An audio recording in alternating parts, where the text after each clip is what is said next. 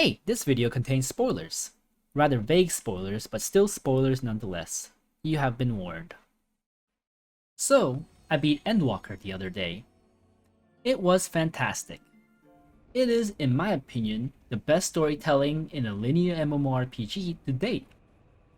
I know MMORPGs aren't particularly well known for their story, but the developers did many things that I feel are entirely worth talking about. But you can't really talk about why Endwalker's story was good without talking about everything that came before it. Because, in essence, Endwalker is a beautiful love letter to the last 80 years of story since the relaunch of the game back in 2013. It encapsulates the themes, lessons, and bonds built over those 8 years and ties them up into a satisfying ending that celebrates your time spent playing the game, while also making you excited for what's to come next. A masterclass on delivering a great ending to mark a new beginning. So, let's talk about what made it all possible. One of the things is how the developers successfully used a long lifetime of games as a service to plan an ambitious story that would be close to impossible to fit inside a single game. A rare instance where the concept of games as a service has served to truly benefit a product beyond providing revenue.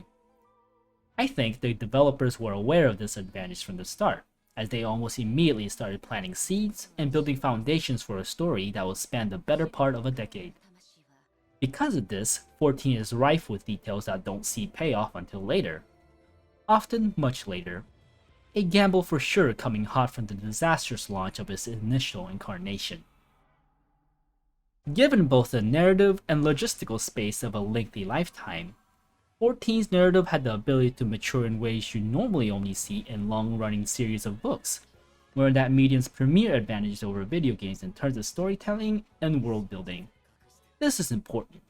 After all, fiction tends to rely on the consistency of its internal logic to determine the boundaries of what's possible within its own setting.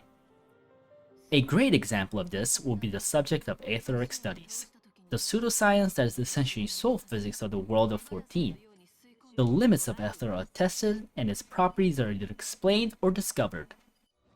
And the theories proven true remain true throughout the entire game, and often referenced or utilized again and again. A few times during the game's story, I thought I had found an inconsistency in the established logic of the world, only for an NPC to point it out as a curious anomaly that warrants further investigation.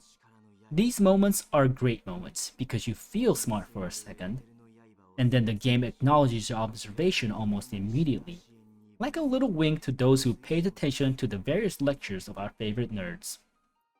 Moments like these help solidify the world and its logic, making it easier and easier to suspend our disbelief. And speaking of NPCs, that's another area the developers have utilized very well. In the context of the MMO, the Warrior of Light, our character, is little more than a beatstick. We're good at one thing and one thing only, beating the living shit out of things. But when it comes to the inner workings of the world, they conveniently know about as much as we do. That's where the nerds come in. Experts in their field of study, they're the ones who explain the mysteries of our world to our character, and by extension, to us. They're the ones who do the academic heavy lifting to overcome the obstacles that can't be solved by the power of $15 a month, while also fleshing out the world, one exposition at a time. And while normally, lengthy exposition has a tendency to get dull or tedious, the fact that the study of ether is still a relatively mysterious field littered with unanswered questions helps the delivery of the exposition. They're often framed as interesting discoveries that you had a hand in helping uncover, thus they feel less like you're just being talked at, but rather collaborating on the task at hand. They aren't there only for exposition, however. The character development in 14 is generally very well done, but they're also part of the narrative payoff. The main cast all change during the course of your journey, and not just once, but several times, often punctuated by costume change. The defeats and triumphs they experience in the face of adversity they carry with them into the future. Many times throughout the game, they confide in you, referencing past events, reflecting on that experience, and granting you insight on their changed perspective. They hear, feel, and think. And whether they're at their strongest or their most vulnerable, you are with them the whole way through, creating a bond that feels real. It's not even just the main cast either. Many of the side characters and even villains go through their own arcs. In almost every new zone you visit, you're given a windows into the lives of the citizens there. You learn their woes and their hopes for the future. And many of the enemies you fight have their own reasons to oppose you, although some are more convincing than others. But regardless of who they are, they develop as characters, catalyzed by your actions as the Warrior of Light. Ultimately, NPCs are what lends gravity to what's at stake in 14, because each NPC you meet and genuinely grow with, the stakes only grow higher. You become invested because over time, all these people have come to depend on you and trust you wholeheartedly. And it is entirely convincing. I only have to point you to all the reaction videos of pivotal moments of 14 to show proof of the amount of investment 14 nurtures in the player. And it's easier to become invested when the various narrative themes they introduce in the game respects you as an audience.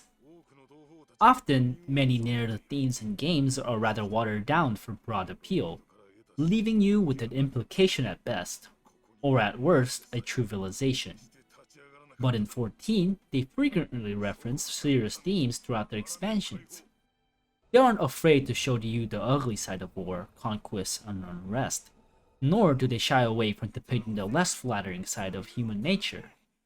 They show discourse between different factions, ideologies, and people, but in the end, they also always show the beautiful side, the one that's always worth fighting for until the bitter end. A recurring theme in 14. And while we're on the topic of themes, let's also talk about music. It's fantastic. I think everyone knows that. Over the years, they have introduced multiple musical themes that tie to a narrative one. And over those same years, they've used and reused them during scenes that share similar context with great effect. With each use, they've imbued the music with certain emotions and narrative themes. At that point, it becomes more than just music, but also a narrative tool. The developers have essentially trained us to feel certain emotions or grasp complex contexts just by hearing the melodies. By Endwalker, they have a musical theme for most contexts, whether it's uncomfortable anxiety, somber grief, or comic relief. And each time they're used, it only further reinforces that emotion. It's gotten to the point where often I can't help myself from smiling or having chills run up my spine just by hearing the music, unconsciously remembering all the previous contexts they have been used for. And lastly, I think I'll be remiss to not mention one of the main contributors to the greatness of 14. Without their work, I don't think 14's story would be half as good as it is, and quite possibly could have fallen flat for me.